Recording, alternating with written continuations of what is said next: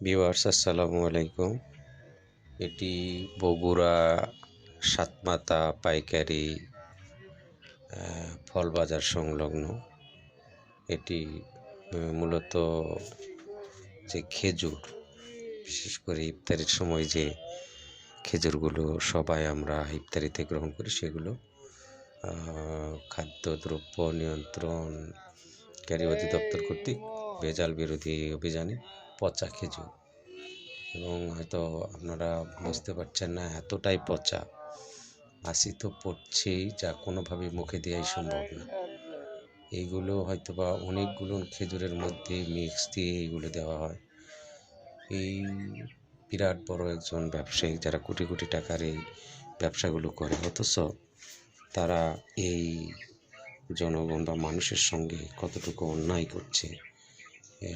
ভেজাল বিরোধী অভিযানে এখানে সংবাদ মাধ্যমগুলো এসেছেন, এই যে যখন ফালাই দিচ্ছেন, এগুলো সম্পূর্ণ পচা, একদম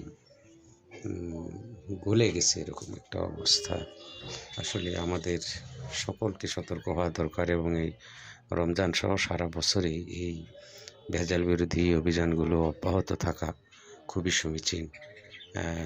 বর্তমান সরকারের খাদ্যমন্ত্রী সহ সকলের সদয় দৃষ্টি আকর্ষণ করছি, যাতে ভেজাল বিরোধী এই অভিযানগুলো অব্যাহত থাকে এবং খুবই তৎপরতার সঙ্গে চলে, কারণ এইগুলো মানুষের শরীরের ব্যাপক ক্ষতি করে এবং স্বাস্থ্যের জন্য খুবই ক্ষতি।